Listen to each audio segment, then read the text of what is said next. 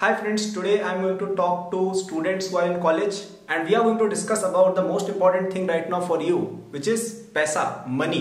Alright, पढ़ाई तो हमने अभी तक बहुत कर ली है अपनी जेई प्रिपरेशन के दौरान, अभी भी हम कर रहे हैं कॉलेज में. You are suppose to study and you should, लेकिन अब धीरे धीरे हमें हमारा फोकस पैसे कमाने पर भी डालना होगा. बिकॉज इवेंचुअली हम कर किस लिए रहे हैं ये सब, ताकि हम अच्छा पैसा कमा सके, एक अच्छी लाइफ जी सके. राइट, तो इस वीडियो में I will be telling you 3 key points for making money in college और this is the only information that you need. ये इंफॉर्मेशन आप लीजिएगा और इसको फॉलो करिएगा, बाकी सब बातें आप भूल सकते हैं, कोई दिक्कत नहीं है. If you follow this well, आप by the time of your graduation या ग्रेजुएशन के 1 साल बाद या इस तरह के आपके पास काफी अच्छा खासा अमाउंट एक कलेक्ट हो जाएगा, बहुत ज्यादा अच्छा अमाउंट कलेक्ट हो जाएगा. ठीक है, तो की पॉइंट्स हम लिखेंगे, लेकिन उससे पहले यार सब्सक्राइब करना याद रखना. I make a lot of videos here related to college, career, tech, entrepreneurship, investing वगैरह वगैरह सारी तरह की बातें यहाँ होती है. तो आप अवश्य सब्सक्राइब करें इस चैनल को, specially if you're in college और अ ग्रेजुएट, और even if you're in 11th पे, तो तुम्हें ये चीजें सीखने में इंटरेस्ट हो, सब्सक्राइब और नोटिफिकेशन ऑन कर देना. तो सबसे पहले अपन 3 पॉइंट्स देखते हैं क्या क्या. पहला पॉइंट है आपका इनकम, कि तुम पैसा कमा कितने रहे हो. दूसरा है सेविंग्स, इसकी तो कोई आजकल बात ही नहीं करता है भाई. और थर्ड पॉइंट है इन्वेस्टमेंट्स. अब सारे लोग आजकल मैंने देखा है क्या बात करते हैं, सबसे ज्यादा इन्वेस्टमेंट की बात करेंगे आजकल. आप सब जगह देखोगे how to get rich by investing, how to get rich by doing this doing that. ये सब काम नहीं करता है. सबसे पहली चीज जिस पे आपको फोकस करना है वो है इनकम.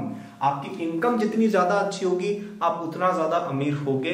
नो मैटर आप कितना अच्छा इन्वेस्ट करते हो, ये बात ध्यान में रखो ही रखो. कोई पर्सन अगर महीने का 1 करोड़ रुपीस कमा रहा है, वो एकदम घटिया इन्वेस्टर हो ना, तब भी वो तुमसे अमीर ही रहेगा. और अगर तुम महीने का 10,000 रुपया कमा रहे हो और उसको तुम दुनिया भर का रिटर्न पा रहे हो, तो भी इट डजंट मेक सेंस. तुम हमेशा इससे पीछे ही रहोगे, क्योंकि इसकी इनकम बहुत ज्यादा हाई है. तुम उसको मैच नहीं कर सकते, no matter hard you try.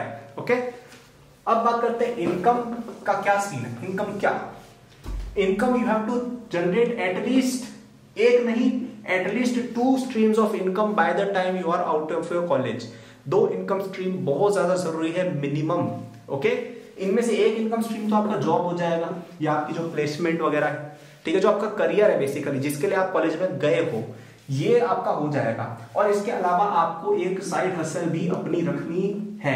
Eventually हमारा एम ये रहेगा कि हमारी ये साइड हसल एक इतनी बड़ी इनकम स्ट्रीम बन जाए कि हमें जॉब करने की जरूरत ही नहीं पड़े, और हम इसी साइड हसल के बेसिस पे ही अपनी लिविंग बहुत अच्छे से कर ले. फिर उसको हम इन्वेस्ट वगैरह करेंगे और वो सब बातें आगे होंगी. लेकिन आपको क्या करनी है, 2 इनकम स्ट्रीम बनानी है. ज्यादातर बच्चे एक भी नहीं बनाते हैं ना, तो वो क्या करेंगे, साइड हसल के चक्कर में जॉब नहीं करेंगे और साइड हसल भी डुबा बैठेंगे. राइट, तो आपको 2 इनकम स्ट्रीम क्रिएट करनी है. तो सबसे पहली तो अपनी जॉब वाली तो करनी ही करनी है. ठीक है, कोई भी बच्चा यहाँ पे ऐसी हरकतें नहीं करेगा, college doesn't matter bro, I will drop out. ठीक है, ड्रॉप आउट वगैरह करने वाले बहुत ही कम लोग होते हैं जो आगे सक्सेसफुल हो पाते हैं. साइड हसल करना इतना आसान नहीं होता है, तो आपको एक बैकअप हमेशा चाहिए होता है. ओके, तो ये जो आपका कॉलेज डिग्री है, ये जो आपका जॉब है ना, ये आपका बैकअप रहेगा. अगर आपका साइड हसल फेल होता है तो आप जॉब करो. कई सारे लोग जो बहुत ज्यादा अच्छा पैसा कमाते हैं वो आज भी जॉब करते हैं, क्योंकि जॉब के भी काफी सारे बेनिफिट्स होते हैं. जॉब करना कोई बुरी बात नहीं होती. आजकल इस तरह का एक नैरेटिव बन चुका है कि जॉब करना बुरा है, जॉब करना स्लेवरी है. ये भी सही नहीं है. अगर आप पैसे कमा पा रहे हो अच्छे, तो जॉब करने में कोई बुराई नहीं है. आप अपने प्लेसमेंट पे ध्यान देंगे. अब प्लेसमेंट एक बहुत बड़ा टॉपिक है, इसके ऊपर मैंने कई वीडियोस ऑलरेडी बना रखी है, तो आप जाके मेरे चैनल पे, एकेडमिक्स यूनिवर्सिटी चैनल पे प्लेलिस्ट वगैरह में जाके देख सकते हैं, और मैं आगे भी बना दूंगा. ठीक है, तो सब्सक्राइब कर लेना, मैं आगे बनाता रहूंगा ये वीडियोस प्लेसमेंट रिलेटेड भी. तो जॉब पे तो चलो प्लेसमेंट करेंगे, जो एक अलग डिस्कशन का टॉपिक है. आज हम यहाँ पे बात करने हैं पैसे की. ओके, ये एक अलग टॉपिक हम अलग से डिस्कस करेंगे. अब बात करते हैं थोड़ी बहुत साइड हसल की, क्योंकि ये टॉपिक मुझे लगता है काफी लोगों को कंफ्यूज करता है. तो साइड हसल के अंदर अगर आप ध्यान देंगे, 2 शब्द है, साइड और हसल. इसका मीनिंग क्या है कि वो आपका मेन काम नहीं होना चाहिए, वो साइड काम होना चाहिए. आप उसको मेन काम बना दोगे तो आप इस चीज से चूक जाओगे. ठीक है, उसको साइड में ही रखना है. और हसल है यानी मेहनत है उसके अंदर, आसान नहीं है वो. ठीक है, तो कुछ पॉइंट्स मैं बता देता हूँ साइड हसल में कौन कौन सी चूज करनी है आपको. पहला, उसके अंदर गुड मनी होनी चाहिए. ठीक है, ऐसा कोई काम मत पिक कर लेना जिसमें पैसे नहीं है. ठीक है, ऐसा काम पिक मत करना जिसमें पैसे नहीं है. ओके, दूसरा, you should be good at it. You should be good at it.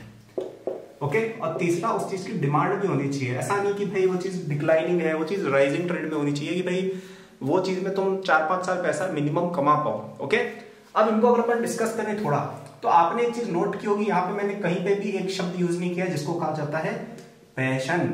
ये शब्द मैंने यूज ही नहीं किया इसमें. क्योंकि ये शब्द गलत है।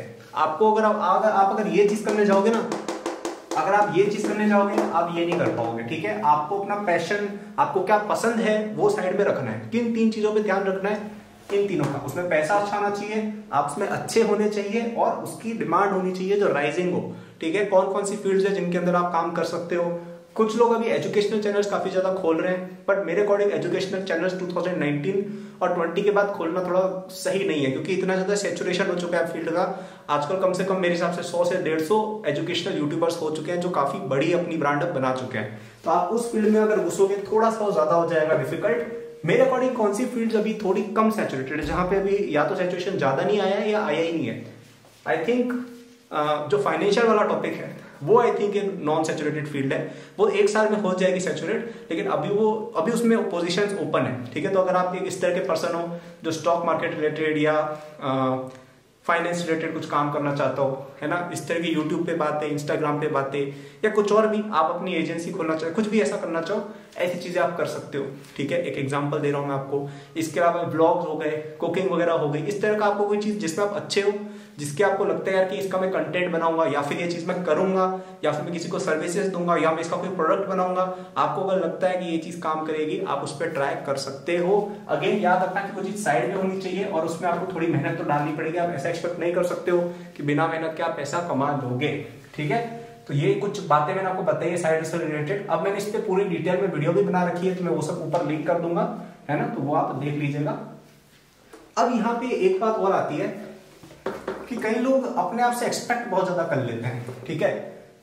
इनकम आप ऐसे एक्सपेक्ट मत करो कि आप पहले ही महीने में 1 लाख रुपए कमा लोगे, ऐसा किसी के साथ नहीं होता है, ठीक है। ऐसा किसी के साथ नहीं होता है।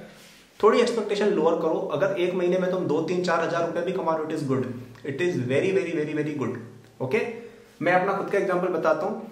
मैं जब सेकंड ईयर में था, मेरी पहली इनकम आई थी, फर्स्ट मंथ में मैंने लगभग 900-800 रुपए कमाए थे कुछ एफिलिएट मार्केटिंग के थ्रू, ठीक है। और मैं कौन था? मैं आईआईटीएन था, मैं आईआईटी बॉम्बे था, जेई टॉपर था मैंने इतना कैसा कम कमाया और उसमें मैं खुश था, ठीक है। तो अपने ऐसी एक्सपेक्टेशन मत रखो कि हम तो लाखों रुपए पहले ही महीने में कमा लेंगे। पहले स्टार्टिंग छोटी ही होती है, ठीक है। साइड से नाम ही तो इसलिए है, लेकिन वो ग्रो हो गए फिर वो बहुत बड़ा होगा। जैसे मेरा चैनल जब मैंने शुरू किया था, या मेरा ब्लॉग जब मैंने शुरू किया था, जब मैंने एफिलिएट मार्केटिंग शुरू की थी, या जब मैंने इवन एकेडमी बूस्ट शुरू किया था, तब इतनी ज्यादा इनकम नहीं होती थी, लेकिन धीरे धीरे धीरे धीरे वो इंक्रीज हुई और अब काफी अच्छा खासा हो गया। इतना अच्छा हो गया कि मुझे मेरी जॉब करनी ही नहीं पड़ी, मैंने प्लेसमेंट में बैठा ही नहीं मैं, ठीक है। मेरा यही इतना अच्छा चल गया था। तो थोड़ा टाइम दो, थिंग्स विल ग्रो, ओके।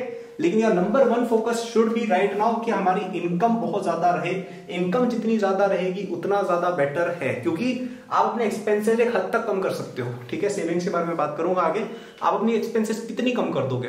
एक लिमिट तक कर सकते हो, राइट। रेंट तो सबको लेना ही पड़ेगा बाद में जब आप बड़े हो जाओगे, खाना तो सबको खाना ही पड़ेगा, क्लोथ तो सबको पहनने ही पहनने, so you can not reduce them too much. लेकिन इनकम पे कोई सीलिंग नहीं होती है, उसको आप जितना चाहे इंक्रीज कर सकते हैं। That should be your goal, okay.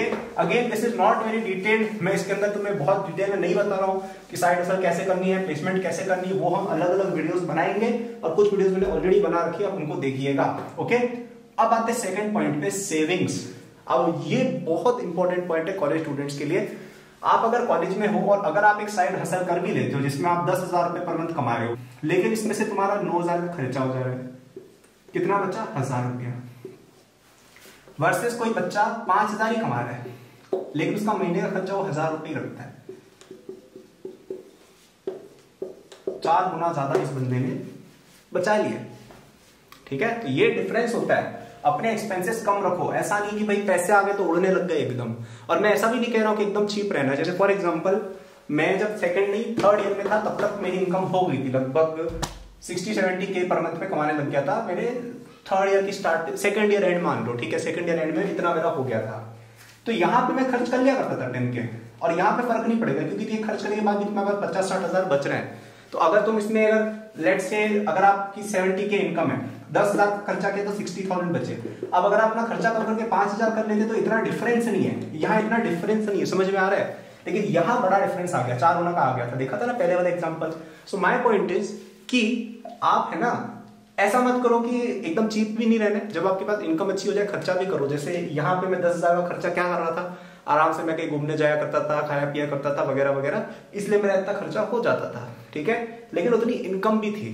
तो आपको क्या ध्यान रखना है सेविंग्स पे, कि हमें पैसे बचाने हैं। और जब मैं 5,000 कमाता था ना, मैंने आपको बोला ना मेरी पहली इनकम, पहले मैं 2, 4, 5,000 रुपये कमाता था, तब मेरा एक्सपेंस में बहुत लो रखता था, 1K से भी कम रखता था, है ना। तो क्या करना है आपको, इनकम तो रखनी है अपनी हमेशा ऊपर, और एक्सपेंसेस हमेशा जितने ज्यादा कम हो सके उतने।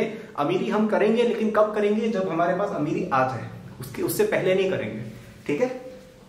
तो ये तो हो गया सेविंग्स का भाई। और अब आएगी थर्ड बात, और ये भी इंपॉर्टेंट है, लेकिन आफ्टर सम टाइम इन्वेस्टिंग पे आजकल बच्चे बहुत ज्यादा ध्यान दे रहे हैं। आजकल मैं किसी भी यूथ को देख रहा हूं ना, वो क्या कर रहा है, पूरे टाइम बातें कर रहा है, बिटकॉइन, NFTs, पता नहीं क्या क्या, ब्ला ब्ला ब्ला, जबकि इन लोगों के पास नेटवर्थ 10,000 की नहीं है, 10,000 रुपए बंदे के पास है नहीं, वो बातें NFT की करेगा। मेरे भाई तुम गैस फीस कैसे पे कर रहे हो, मुझे पहले ये समझा दो, ठीक है।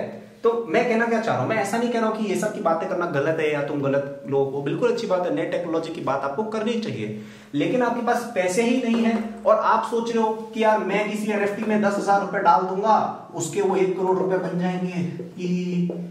ये सब देखो बहुत ही once in a life time लोगों के साथ होता है। और वो किनके साथ होता है, जिनके पास इतने ज्यादा पैसे होते हैं कि उनको फर्क नहीं पड़ता कि 10,000 की हमने NFT ले रखी है। समझ रहे हो क्या कह रहा हूं मैं, राइट। तो आप इस तरह की चीजें ना करें। मेरा रिकमेंडेशन क्या रहेगा, आपकी इनकम जैसे जैसे राइज हो ना, आप वैसे वैसे थोड़ा अपनी रिस्क प्रोफाइल बढ़ाएं। तो लेट से आपकी पर मंथ इनकम 5,000 ही हो रही है फर्स्ट ईयर सेकंड ईयर में, राइट। तो आप इसको सिंपल FD भी करा तो चलेगा, क्योंकि फर्क नहीं पड़ने वाला ना। तुम अगर इसका कुछ खतरनाक भी कर लो कि तुम पैसे डबल भी करो, तो 5,000 के 10,000 हो गए, क्या करो उसका भाई, राइट। फिर आपकी इनकम बढ़ी और आप 50K तक पहुंचे। हाँ, अब आप FDs के साथ थोड़ा बहुत स्टॉक्स भी ले सकते हो, थोड़ा बहुत म्यूचुअल फंड्स ले लो, निफ्टी में डाल दो पैसे, थोड़ा और बढ़ा, 1 लाख कमा रहे हो, हाँ भाई थोड़ा बहुत तुमने और एक्सपोजर अपना बढ़ाया, थोड़े और हाईली वॉलेटाइल स्टॉक्स लिया, IPOs में डालना शुरू किया, राइट। तो अपनी रिस्क प्रोफाइल धीरे धीरे बढ़ाओ। लोग उल्टा करते हैं, लोग क्या करेंगे, पैसे जब है नहीं, 1,000 रुपए है नहीं, उसका जाके ले लेंगे बिटकॉइन, वो थोड़ी गड़बड़ चीज है, ओके। पहले अपने पैसे जो है उसको बचाओ, पहले तुम स्टॉक्स लो, सिंपल बॉन्ड्स वगैरह जो भी है, गोल्ड वगैरह ये सब ले लो, पहले सिंपल चीज है। पैसे हो जाए, लाखों रुपए कमाने लग जाओ, फिर करो ना यार, फिर कौन रोक रहा है तुम्हें, क्योंकि हमारे पास पहले स्टेबिलिटी लाना बहुत ज्यादा जरूरी है, ओके। तो ये मैंने आपको इन्वेस्टिंग के बारे में भी कुछ बातें बोल दी है ना। तो अब ये वीडियो ऑलरेडी बहुत लंबी हो रही है, जबकि मैंने इसमें काफी इंफॉर्मेशन छोड़ दी है, ओके। तो इन पे मैं इंडिविजुअल वीडियोस बनाऊंगा कि इनकम स्ट्रीम्स कौन कौन सी होती है, कैसे कैसे आप उनको एक्वायर कर सकते हो, सेविंग्स करने के तरीके कॉलेज में, इन्वेस्टिंग के क्या क्या इंस्ट्रूमेंट्स होते हैं जो मैं यूज करता हूँ, ओके। क्योंकि ये सब इंफॉर्मेशन यूज करके मैं जब 19 का था ना, तब मैं फाइनेंशियली इंडिपेंडेंट हो गया था। मतलब तब मैंने अपने पेरेंट्स वगैरह किसी से भी पैसे मांगने बंद कर दिए थे। मेरा सारा खर्चा हॉस्टल का, फ्लाइट्स का, बुक्स का, ट्यूशन का, सब मैं ही खुद उठाया करता था एट द एज ऑफ 19 के बाद से, राइट। तो ये आप कर सकते हो, ज्यादा डिफिकल्ट नहीं है। मेरा खर्चा ऑलमोस्ट 0 है। मैं अपने घर पे रहता हूँ पेरेंट्स के साथ, मेरा रेंट कुछ नहीं है, मेरा खाना पीना घर पे बनता है, क्लोथ पहनने का मुझे भी ज्यादा शौक नहीं है। आई हैव ऑलमोस्ट 0 एक्सपेंसेस, ठीक है।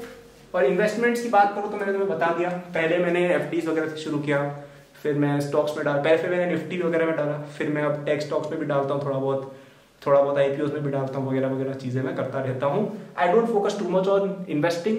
मेरा ज्यादातर ध्यान रहता है कि मेरी इनकम में कैसे बढ़ा पाऊँ, ठीक है। कि इस साल अगर मैं X रुपया कमा रहा था, अगले साल how can I go to 2 times of X, okay. और मेरा सजेशन भी यही रहेगा, इनकम बढ़ाओ, बिजनेस ग्रो करो, करियर को आगे बढ़ाओ। इससे ज्यादा रिटर्न कोई सा भी इंस्ट्रूमेंट आपको नहीं दे सकता, लिख के मैं आपको गारंटी दे रहा हूं इस बात की।